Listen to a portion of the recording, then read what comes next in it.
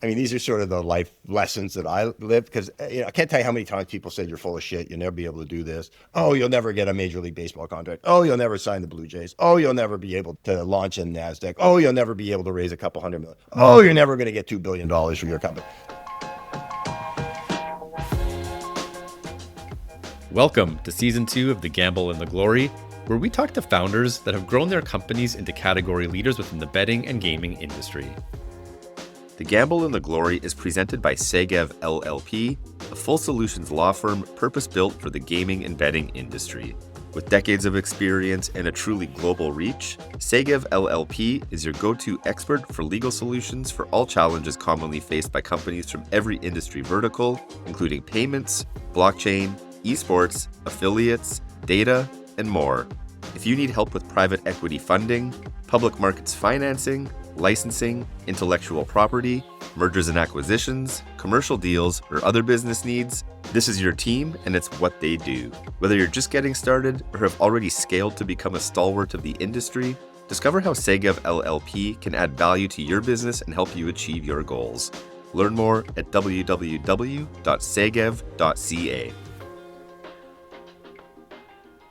All right, we are back here on The Gamble and the Glory, where we talk to founders that scaled their companies to become industry leaders within real money gaming. And for my money, names on this podcast really don't get much bigger than today's guest, who started a family business in the mid-90s and went on to sell it for over $2 billion in 2021, which not only was one of the more notable deals in the real money gaming space since PASPA was overturned, but also was one of the largest exits for a Canadian tech company in the last 2 decades.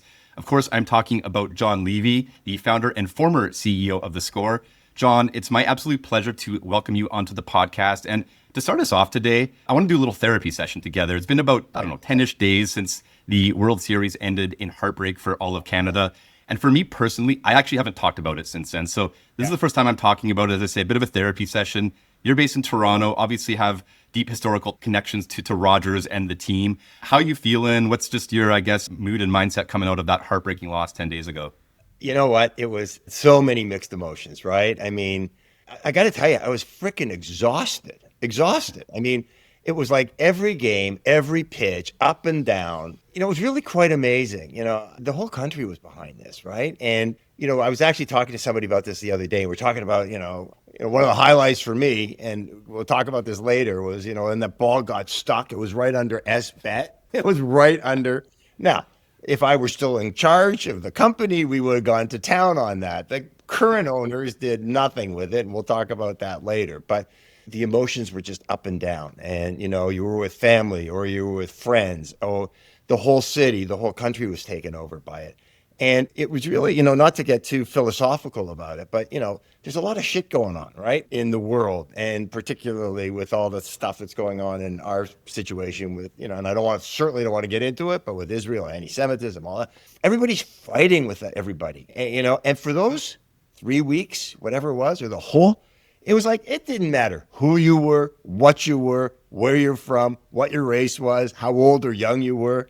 Everybody was into it, and everybody was crying and hugging each other. And it sounds BS-y, but it was true. And you couldn't write that script. So what was at the end of it? We should have won it, obviously. I mean, we had bottom of the ninth, 1 out, 3-2. The pitch before should have been a strike. It should have been and this bottom of the order schmuck hits it out of the ballpark, and we're going into extra innings. And then everything from there fell, whatever. But amazing, just amazing. And of course, we have personal sentiment because we have our relationship with Rogers and theScore and all that sort of stuff. So I'm over it. I've recovered. I'm healthy, and I'm not as tired as I was during that series. I completely echo that. Number one, it was amazing just to see the unity that, and that's really the promise of sports at the end of the day, right? Bringing people together and sort of putting all the other stuff aside. So, delivered on its promise in that regard. But to your point, I was emotionally drained. Actually, the Sunday morning after the game, I have a toddler at home, so I can't sleep in, but I just had to ask my wife, I'm like, you know what, can you just give me a few extra? I had to sleep in for a bit. I was just like every game, I didn't want another game to happen. Not because I thought we should have ended it in game 5 or game 6 or whatever. I just didn't, during the day, I don't think I could get myself up for it. And then, the pregame starts and the game starts, and all of a sudden you get excited. Some of us might have put bets on the games. You know what I mean? So all of a sudden, everything starts flowing. The juices start flowing again, and you're sitting on the edge of your seat. So it was something to remember. Win, lose, or draw. Win, lose, or draw. We should have won, could have won, but it doesn't take away from the memory of that couple of weeks. Absolutely. And you know what? Spring training is just around the corner, so it'll be back in no time. John, look, let's shift and get into the meat and potatoes of what we're here to talk about today, which is your journey building theScore. And I'm just going to monologue for a quick second here, just to sort of articulate why, for me, having this conversation with you is a bit of a full circle moment. I've never really shared this through almost 200 episodes of the podcast, but my first exposure to sports betting really is thanks to you. And in the mid to late 90s, first being exposed to odds on TV. And you had the channel that was basically a ticker of odds going across it. I didn't necessarily know at the time what I was looking at until one day I got my first job at the age of 17 at a local grocery store. I had many different responsibilities, cleaning the butcher's equipment, taking out garbage, trimming the produce, all of that sort of stuff. One of my responsibilities amidst the rest of it was running the lotto machine for the BC Lottery Corporation and selling 649 tickets. So I had to go to this mandatory training course, right? I'm 17, I go to this mandatory training course, boring as hell. I mean, the cliche hotel like lobby with the stale sandwiches and all, super boring stuff. We're into like 2 hours into it, and all of a sudden the curriculum shifts to talk about this product called Sports Action, which is BCLC's sports betting product. And they start talking about point spreads and over-unders. And I'm like 17 years old, a sports fan, bored out of my mind. I'm like, what is this? And that was my first time I had ever sort of understood how to interpret odds. And then I go back home, flip on the TV, and then the ticker all of a sudden makes sense to me. So that was a long time ago. You've done a lot since then. What I'd love to start with, John, is just have you, for the audience's benefit, you've told the story many times before, but just in a couple of minutes here, give them a bit of sense of the origins of this whole journey that culminated back in 2021, as I say, with the exit to Penn.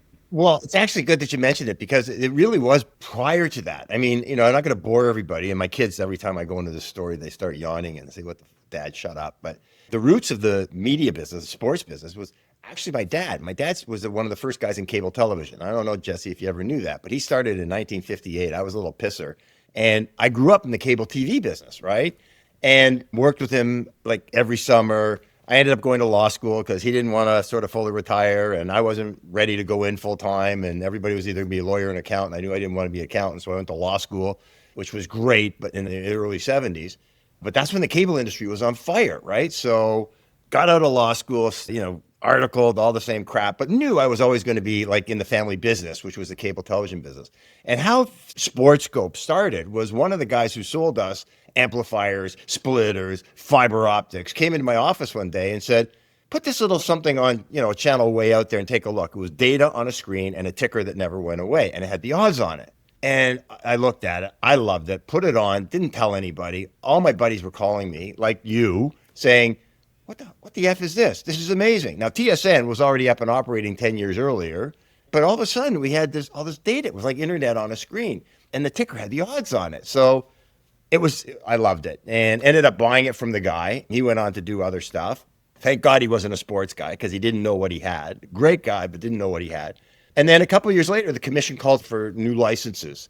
And I had it on our cable system, and it was on a couple other cable systems because we didn't need a license for it because it was just data. Nobody knew what the hell this shit was. This is before internet, before everything, right? And to be a TV network, you needed videos, and there was no videos on. Anyway, the commission called for applications. We applied for two things. One was a horse racing channel, and the other was Sportscope. We didn't get the horse racing channel, unfortunately, which is a whole other story. But we ended up getting Sportscope, which ended up being theScore. And when we got the whole idea was if people love data, so maybe we'll do highlights. And of course, I'm not going to compete with TSN. Nobody could compete with TSN. And as a cable operator, I love TSN because it was making us a shitload of money because we were able to charge more. Anyway, long story short, we launched, we found some hosts that would, because it was like we're going to have a desk. And it was just sort of 20-minute highlight reel. And we hired all these guys who couldn't get a job on TSN because they weren't suit and tie guys, right? And they weren't authoritative sports people, right? They were guys like you and I would go to a bar with. It was Sid and Tim and Adnan and like all these guys who ended up having amazing careers, right?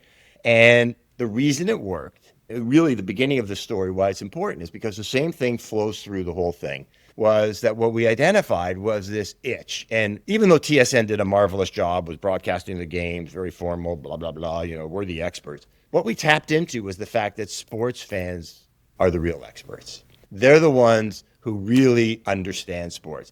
Not that it's not important to have other people tell you, but their opinion was as meaningful as any. And that's what we tapped into. And we provided them with data. And we had faces on the network that looked like them and talked like them.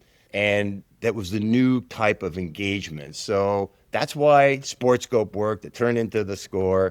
And right from the get-go, we sold the cable company a couple of years later in 99, built theScore. And right from the get-go, getting to the gambling side of it, the odds were on the ticker, right? Like, why wouldn't people put the odds on the ticker? Who doesn't think people bet on sports? It was way before PASPA, way before Ontario became legal. Everybody was betting on sports. Everybody. They were betting with the bookie. They were betting with each other. They were betting with like some offshore that were starting to develop. But at the root of this whole thing was people love sports. It's never not going to love sports. They love to bet on sports. And no matter how it changes over time, and it is changing, which is we'll talk about, if you stick to that core and you look to the sort of young audiences and young people, younger than me, younger than my kids, more like my grandkids, you got a shot. You got a shot. So that was the beginning. I could just quickly, I could tell you, so the score continued to develop. We saw people going into the digital landscape, so we created the app. And that's when this whole new world opened up. We were the first one on BlackBerry. I remember when we got 1 million downloads, they threw a big party for us. Downloads mean shit, but everybody thought that was something, but it was the beginning. And why that was important, I told you I was going to talk forever, but why that was important was because BlackBerry got us into the States. BlackBerry was the defined method of communication on these new stupid devices, and it was secure, and everybody in the States was using it. And we were one of the first sports apps on BlackBerry. So all of a sudden, it wasn't just this amazing score and the relationship we had with Canadian users. All of a sudden, I'm getting emails from everybody in the States. What is this? Who are you? Why isn't ESPN doing this? Like what? So we knew then that we were really onto something, and that gave us the impetus to be able to sell the TV network and then just focus on the digital. So you can see it was really one continuum as to, there was no sort of aha moment. It was just one thing led to another, led to another, led to another. And if you sat back when I was a kid, on the couch watching my dad bet on sports when I was 10 years old with the bookie, would I imagine where it was going? Absolutely not. Could I have imagined it even when we launched a TV network? Absolutely not. But if you're in the game and you have an open mind, shit happens. There you go. There's as short as I could do it. There's 1 million stories in there, but that's it. We'll get caught up to the current day in a minute, John. I do want to double click just on one thing here for a couple more minutes that you ran down there. 2012, I think it was, as you just alluded to, you announced the sale of the media business and the television assets to Rogers Communication to really double down and triple down and make a huge bet, frankly, on the digital business. Startup parlance, we would call that a pivot. Obviously, at the time you made that decision, it's not like you were a startup. theScore's media business was a going concern. It was, a national presence. It was a big thing. Give us a bit of a sense of what the thought process was and kind of what you saw at the time that sort of had you say, maybe the future for us isn't in traditional media, it is on the digital side. And ultimately, as you say, made that bet and sort of set the future of the company on that. Like the good to be lucky, lucky to be good. That's an expression I use all the time. And that's another way of saying timing is everything, right? But there are indicators as to why you should be making the move. And that was a really tough one. Selling the cable business, well, that was my dad's and I helped him build it. We bought a whole bunch of other ones. theScore was something that we did right from scratch, right? So that was our baby. And it was tough. It was really tough. But we knew we were onto something bigger. And if you just sort of not follow the money, follow the engagement, follow the audience. And we knew at that point, down the road, there was going to be issues with the cable operators, in terms of being able to continue to sell these packages and sports programming in that niche. But we also saw that the younger audience was starting to turn away from it. And it was going to require our full attention to sort of develop this digital asset, this digital technology. So, smart on us to say, okay, we can achieve some good value. I mean, that was, we sold it for decent money. I mean, it was able to help us fund our continuation into the digital landscape, right? Gave us some credibility. I mean, I had people coming up to me today saying, "Oh, you were so fucking smart. How did you know to sell the TV asset and keep the digital?" And it really was honestly, it was tough because it was ours, but it was a no-brainer. And ask Benji, he'll tell you it wasn't a no-brainer. He had to keep pushing me, Dad, it's time. So anyway, it was part of this natural transition. However, the lucky part of it was, and, again, growing up in the cable business, you knew everybody in the media space. My dad sat on boards with Ted Rogers. I knew all the people in that organization. I knew the Kojikos, everybody, because you grew up in the business. So it's not like they woke up one day and said, we want to have theScore. They had already got Sportsnet. They had 3 channels. They thought maybe they wanted another one. But what was amazing was this. They weren't interested in digital. They weren't interested. Now, I wasn't putting it up for sale, to be clear. All we were selling was the TV network, and knowing that we're going to pivot or transact into the digital landscape. But they just didn't want it. The Rogers, and it was never for sale, but we didn't make it available for sales, right? So, but I can tell you, up till the day we closed, I had like nights being like sleepless nights, because at some point I thought, oh my God, shit, they're going to wake up. We're offering 150, 160, 170 million, whatever it was, 200, well, however millions of dollars it was for the TV asset. I thought at the end they were going to say, okay, look, here's another 40 or 50 million. And I'm not making light of this money. It's a shitload of money for us, right? Here's another, we're going to take the whole thing. And if you want it, then we should want it more. And I thought the day before closing, I was going to get a call saying it's all or none. And then I don't know what I would have done, but I never got the call. They took the TV network, and then boom, the rest is history. We were able to continue on. And so that's good to be lucky. I didn't choose who we were selling it to. There weren't a whole list of people. There were some, but they were the ones that came up with the dough. And not only that, I got to keep the brand. How freaking lucky was that? Not only did I get to keep the digital, but Rogers is Rogers. So they took our TV network and it became Sportsnet 14 or whatever it was. And then we kept it on. Was it, John, that Rogers didn't see value in the theScore brand, or was it something that was a deal term for you that you were really committed to, is retaining sort of the control and ownership over the future of the theScore brand? It was both. I mean, it was not for sale. We weren't selling anything but the TV network. And at the time, they were more interested in continuing to develop their, linear sort of / digital television offering. And again, from their perspective, what they probably saw, well, first of all, we were a pain in the ass, right? Who is theScore? What is theScore? There were a couple things that we did that probably got them. I mean, we were the first ones to do NCAA basketball, and we did court surfing. And I don't know if you remember all this shit, but we launched a lot of unique product on the TV network. We were delivering to a younger audience, which I think they thought was important. And then I think eventually I'll tell the story that I think the thing that got them actually was when NFL Thursday Night Football was a thing starting, right? We didn't take many shots, right? Because we couldn't. I mean, we weren't getting $3 a sub. We were getting 30 cents, 40 cents. We made a business out of small and advertising. So we took a run at it. And that would have, like for us to get NFL football, Thursday Night Football, how amazing would that have been? We almost had it. And then at the last minute, they went to Rogers, in Sportsnet, who were partners of theirs. And I think the conversation must have gone something like this. How much is Levy offering you for this? Okay, add whatever you want onto this. He's not going to get it. We're going to get it. And thank you very much. Now, whatever increment they paid was peanuts to them. But I think it was kind of those sort of things that at the end of the day, and I have a lot of respect for them. I love Rogers. Honestly, Edward, I know, congratulations on all the sports stuff that he's done. He's done an amazing job. Congratulations on the Blue Jays too. But I think that was it. I think it was like, get rid of him. All we care about is this. And whatever he wants to do in the digital world isn't going to hurt us anyway. And just sticking with the pivot for one more minute here, John, I mean, I know there was a period of time where, you had the core media business and you launched digital, and they were both operating in parallel internally.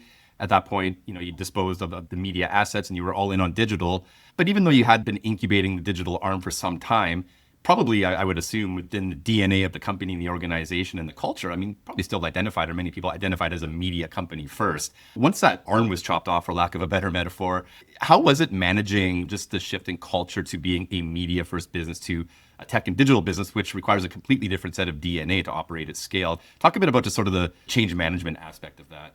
Well, you had to get the right talent for sure. I mean, we had to build the team of engineers who could help us. We were operating the best sports app literally in North America. I mean, it was the fastest app, had the most data, it was competing against all the big guys in the States. TSN and Sportsnet were they weren't even doing anything, right? It was mostly because we were a U.S.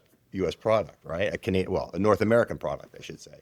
We got lucky again, and we knew we had to have that level of talent. So we were hiring the best engineers that we could find to help us develop the app. And interestingly enough, when you say the shift out of media, it wasn't really like media bye-bye. It was new media. It wasn't just data on the screen. It was like, what did the audience want? And, is it short clips? Is it long clips? I mean, it was sort of the precursor to all the stuff that you're seeing now on YouTube and all that sort of stuff. We weren't broadcasting games digitally. So we had to have content. And so it was a different type of media that we were presenting. And I think the same thing holds true today. I mean, it's media doesn't go bye-bye. It's a different, what does a young audience want to engage with? That's what you got to figure out, and then you got to present it. So yes, it was a shift. Yes, there was new talent. Yes, it wasn't as expensive then, or it's more expensive today than it was then because we were just starting out. But you didn't get rid of people either. I mean, that was a big thing too. Like when we made the shift, yes, there was people that went with the TV network, and that's a whole other story. I remember it because we were in our office and there was this wall up, and Roger said, "Those are our people and these are your people." And we had people trying to jump across one way or, through it to join us. But we were in such a building mode that, we were able to bring across a lot of the people, a lot of talented people who were already in the digital landscape. And then other people actually wanted to gravitate to a bigger television network. So, but you always respected the team. You know what I mean? It wasn't like bye-bye and we're a whole new group of people. It was kind of like the score is still the score. And if you can come with us, come with us. If you want to stay on that side of literally it was a wall of plants, literally in our office on King Street, then you'll stay there. And then we just kept building. And that's when it started to go from hundreds to multiple hundreds to, I think we're up over like 900 or 1,000 when we ended up doing the Penn deal. So. And talking about the team, and as I alluded to at the opening here, I mean, theScore is very much a family business back to when your dad started the original, cable channel and the many evolutions and iterations of the business since that time. And, as you alluded to a few minutes ago, you had your son Benji and your other sons also with you in the business. I've had the good fortune of spending a little bit of time with you guys over the years and getting to know them a bit. And it's just such a fascinating dynamic to observe. And what I'd love to hear you speak to, John, is just how you guys have been able to sort of manage that dynamic as a family running a business and take the business hat off, put the father-son hats on, and keep lines of demarcation between those different roles you guys have at each other. Just talk us through kind of how that dynamic has worked for all you guys from your perspective. Well, if I told you it was always a piece of cake, I'd lying for sure. And if you ask any one of them, they'd tell you that I'd be lying for sure. But at the core of it, the business was always part of the family. I mean, there was never any delineation between you come home at night, you don't. First of all, you talk sports all the time. You're on all the time. It's not like you're running a retail place where the store closes at 9 o'clock or 6 o'clock and maybe you got paperwork to do. I mean, this thing never closed. It never closed, right? I mean, and it was always evolving, like constantly. And they all came in at different stages too, Jesse. It was like Benji was there forever. He had a 6-month banking stint and then realized they were all a bunch of idiots and he should do what he should do and came and worked with me and helped build it from the start. Aubrey did a whole bunch of other things too. Noah did a whole bunch of other things. They ended up going back to school to get their MBAs and did digital projects. And interestingly enough, they all came in and doing different things. Like Benji was sort of the general manager, the president running the whole show. Aubrey comes back and he's sort of on the marketing side and biz dev side, the creative side. Not saying that Benji's not creative, but Aubrey sort of fills that. And then Noah shows up at literally when we're starting this, and he's not a frickin' engineer, Noah, but he knows betting because we all bet all our whole lives. And at the time when we hired Hesham and like there was sort of product and engineering came together, and that's how we built the whole score bet technology. So they all had their lanes. The lanes crossed all the time. When they crossed, shit hit the fan, and it was kind of like, you're stupid, you're not, I'm bright, let's do it this way. But at the end of the day, we all sort of came together and sort of figured it out. And sometimes I was the judge, jury, and I like this route, I like that route. Dad, you're an idiot. We should go with me. Don't go with it. The dynamic was very fluid. But at the end of the day, we ended up creating what we created, right? And it was amazing. I'm blessed. I mean, it was amazing. I can't tell you how lucky I was to have them work with me. The only regret, I didn't get my daughter, who she did other shit, so she didn't come in. She would have been really good on a lot of other aspects of the business. But it doesn't work all the time. More times than not, it doesn't work. More times than not, it falls apart, and it's a problem. When issues arose, we dealt with them. And they do arise. And quite honestly, Jesse, there were some points of time where even though it was a 24/7 business, we had to say, fuck it. We're not, this is family time. We're not going to do this. We're not going to talk about that. We're going to talk about and deal with other things. So, but at the end of the day, it worked. It worked, and it was amazing.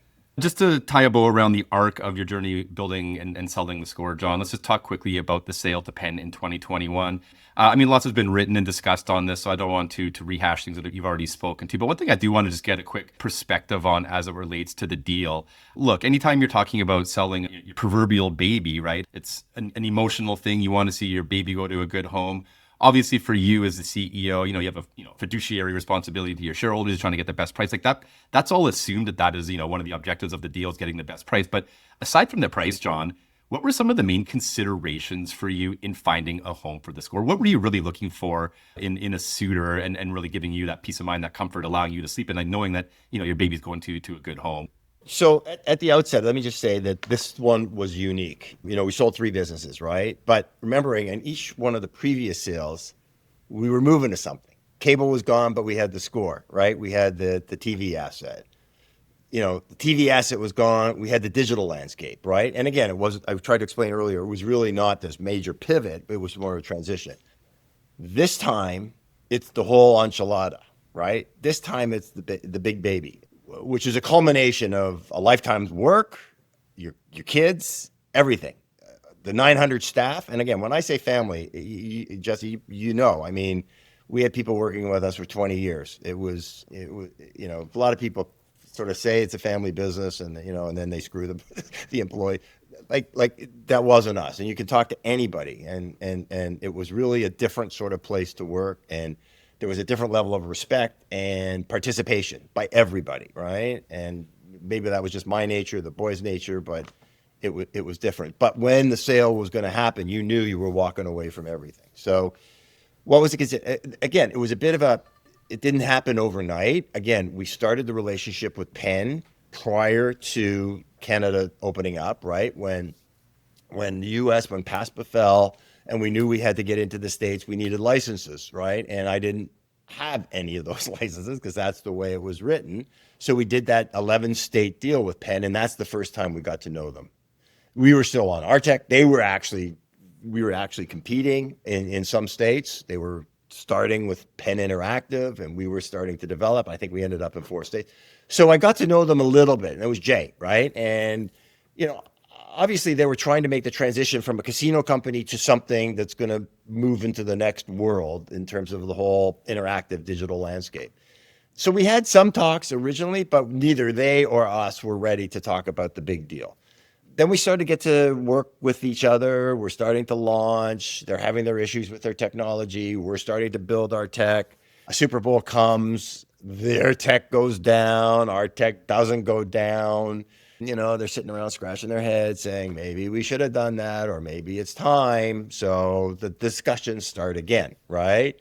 And I wasn't really ready for that because Ontario was just about to open up. We had just gone from TSX to NASDAQ. I don't know if you remember all that shit, but we had finally had a couple $100 million in the bank.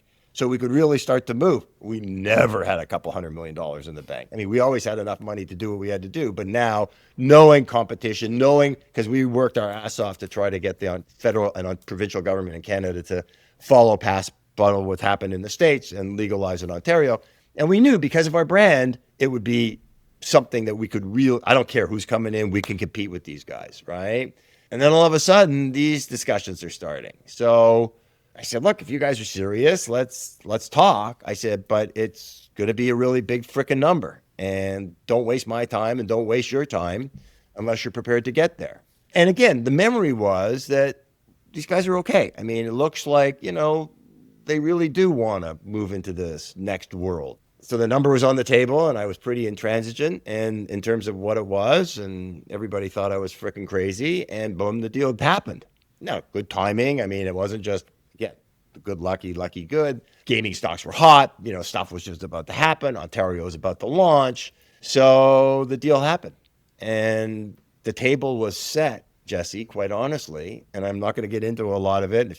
I told you this earlier. I spent an hour discussing this with Steve McAllister yesterday on a podcast. We didn't talk about anything else other than the rise and fall of Penn. And I don't know where the rise was, but I certainly know where the fall was. And it almost went off the rails right off the bat. And for a whole bunch of reasons. Barstool was there, and that was a bit of a shit show.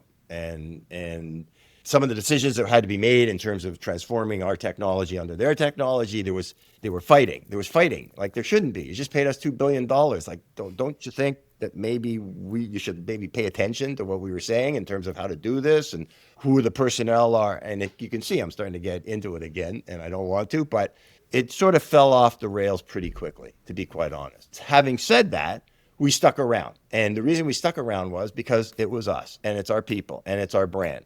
And we were committed to transform and to move them off their shit technology onto ours, which is one of the core reasons they bought us, and to help them, get rolling in the States. And that took a couple of years. And then we were about to leave, and all of a sudden we got a call from Why You Missing, wherever that is, and they say, we're coming up to see you. We got to tell you something. I don't know what the hell they're going to tell us. They take a hotel room, we show up, we think either we're all fired or they sold the company or we don't know what the fuck's going on. So, we just did a deal with ESPN and Barstool's gone. And you guys got to do that for us in the next 30 or 60 days. That was literally, we didn't know anything about it. They didn't consult with us in terms of how to bring in ESPN, what that meant, how to affect that.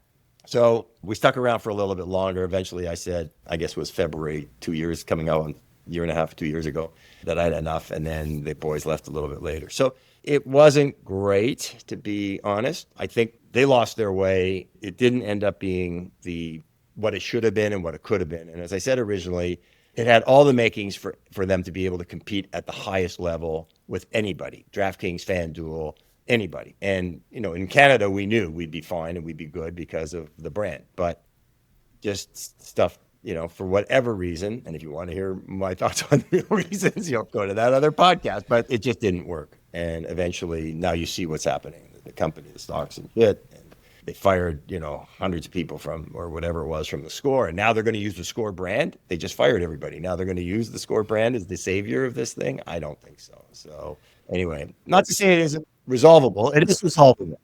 Yeah.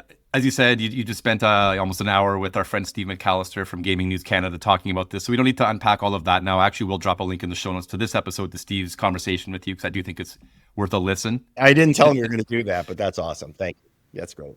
No, Steve's a good friend of ours. Happy to do that. But I do want to spend just a quick minute on it for our audience, John. An unceremonious ending to the ESPN bet experiment, we'll call it. 10-year deal terminated, less than 3 years into it. At a 10,000-foot altitude here and in Lake Less.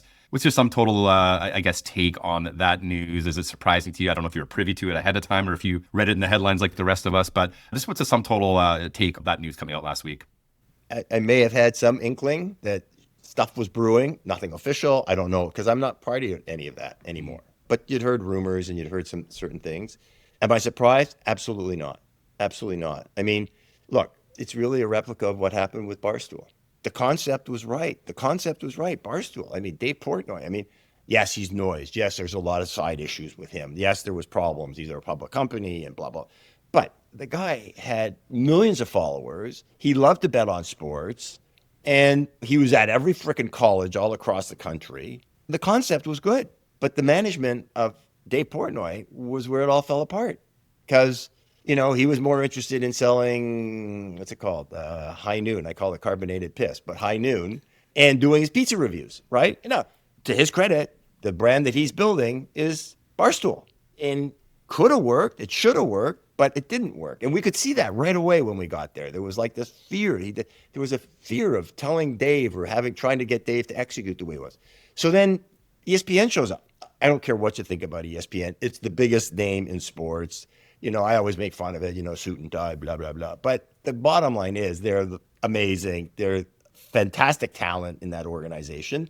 And they have a humongous following. So what happened? I think ESPN actually early days tried to make it work, like ESPN Bet. But I think what happened was then they looked at what was on the other side and nothing was happening. There was no, it takes two to tango, right? And so it was, again, another sort of failure to manage the asset properly. And I think that's what happened.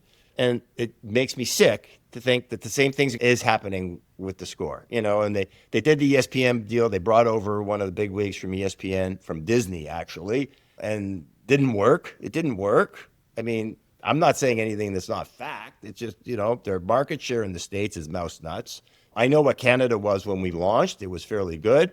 We always wanted to have double-digit penetration, market share. We did, and that was up against all the big guys and Bet365. Where is it today? I don't know. I mean, I don't know the numbers, but I've heard that it's somewhere half of that. So diminishing value all across. And where are the shareholders? Where's the board of directors? And again, now I'm getting like, how does this happen without any accountability? And I think the real shame, Jesse, and I know you want to talk about this, and we can, is it's not only that the asset was depleted and wasted, and I'm not just talking about score, I'm talking about the whole thing in the digital landscape. But look what's happening today. I mean, we've got all this amazing shit. We got like AI is just infiltrating like crazy. You and I are not going to know how to define sports in the next 2 to 3 years. Predictive markets, what the hell's that about? Exchange betting, what the hell's that about? Peer-to-peer betting, what the hell's that about? I mean, we had peer-to-peer betting not really, but on theScore when we launched our chat rooms. What was in the chat room? Hey, Jesse, do you really think the Jays are going to win tonight? No, you're a stupid freaking idiot. Let's bet. I'll take you out for a drink if you win and I win. I mean, that was all that was in the chat. So there's a whole area that's open for exploitation now. And I don't mean exploitation in a negative sense. Yes, the regulator has to be dealt with because there's all these issues now. Yes, there's scandals showing up, right? I.e. last week, betting scandals in the NBA, betting scandals in Major League Baseball. And everybody's saying, oh, it's because of the onset of legalized sports betting. No, it's not because of that. Can you imagine what that shit would have been like if you didn't have regulated companies who could find this shit and report this? You don't think these things were happening years ago? Absolutely. Anyway, that's a whole another story. But I think it's a combination of the fact that you got to stop the bleeding vis-a-vis Penn, score, whatever, stabilize it. And I think there's ways you can do that. And then start to look at some of the exciting things and don't shit on the new stuff. If kids are doing it, if young audiences are engaging in that way, then figure it out. Don't say no. Just, I don't know what the answer is right now, but there's a lot of smart people that you could work with to figure out how to keep the regulator happy, keep us happy, and scratch the itch that obviously is there. And that's what we did when we launched theScore. All right, John, we have about 5 minutes left here. I got a long list of things I still want to talk about, so I got to be very selective here. So I'm looking for some rapid fire responses. And what I want to focus on is, a bit of experience sharing, a bit of wisdom, a bit of advice, perhaps for other founders that are early on in their journeys. First question for you under that umbrella. Look, theScore has always punched above its weight against bigger brands back to the early days. What are some things you would say to a startup founder in terms of how one can punch above their weight class and sort of become relevant when at the very beginning, by definition, you're nobody, you are irrelevant? What are some things you can share in terms of your experience punching above your weight class, building theScore? Well, you got to look for that opportunity, right? You got to look for that itch, right? That's that, right from the get-go. It was like, what's different that we can offer a sports audience than is being offered currently? And technology was evolving at the time, so you have to be able to identify that. So I think it's number one, take off the blinders and follow that really young audience. See what they're doing. See how they're engaging, not just in sports or whatever they're doing, but find out what's exciting to them and then try to facilitate that and try to be a little bit ahead of that so that you don't look like you're just sort of capitalizing on it, but you're participating with it. And that's hard, but it's not as hard as it appears, because the reason most companies don't get there is because they're profitable, they're big, and they don't want to change, that the ship that can't change directions. And I think that creates a lot of opportunities, especially when the technology is just so new. And what can tell why I'm so excited about what's happening today and not nervous about all the bullshit that everybody's reading about in the newspaper. I mean, that's where the opportunity is. That's okay. You be afraid of it. Jay in the call the other day says, "Oh, we got to stamp out this stuff because it's bad for business." Okay, good idea. Good idea. What do you do? Shuffling chairs on the Titanic? That's a great idea, right? I mean, the bottom line is you got to figure out how to sink or swim. So that's number one. Number two, I would say, make sure you're following your passion. Like, you got to really love this shit because there's going to be a lot of punches and you're going to take a lot of blows, right? And in that regard, don't take no for an answer. I mean, these are sort of the life lessons that I live, because I can't tell you how many times people said you're full of shit. You'll never be able to do this. Oh, you'll never get a Major League Baseball contract. Oh, you'll never sign the Blue Jays. Oh, you'll never be able to launch in NASDAQ. Oh, you'll never be able to raise a couple $100 million. Oh, you're never going to get $2 billion for your company. Like, fuck them. If you believe it, because number one, if you don't believe it, nobody else is going to believe it. That's a really easy one to remember. you got to be authentic. You got to be respectful. I mean, it doesn't mean you can't bullshit a little bit here and there, because if you're in business, you got to bullshit a little bit here and there. But you can't be bullshit. You know what I mean? At the end of the day, people got to be able to trust you. And if you say you're going to do something, or if you're going to not fire your staff, even though shit's happening. When we went through COVID, for example, fucking no sports on television. We didn't fire one person, not one person in our company. And, people A have to pay people B. Yeah, but we did it because it was this organization that believed in each other, right? And that came back to pay in spades. And it wasn't why we did it in the first place. It was because these people had to eat. They were kids, right? And you could afford to do it, hopefully. And thank God sports came back to life and we all didn't die. But that could have been. But then we were all going to die together. So it was an easy decision. So I think running the business is scratch at an itch, look for stuff that the big guys don't think is important, respect in your organization, and try to maintain a balance in terms of life, sort of live how you live, right? And in our case, I'm saying that it was tough because everything was at the same time. So that's kind of what I think makes it. And the other thing I would say is, particularly for entrepreneurs, and this is what, I talk about a lot when I do these things at like business school students and stuff. It's not always very obvious. You might think it's not happening, and you might not think that you're where you got to be right at the moment, but you're learning shit and you're doing shit that's going to pay off in spades down the road.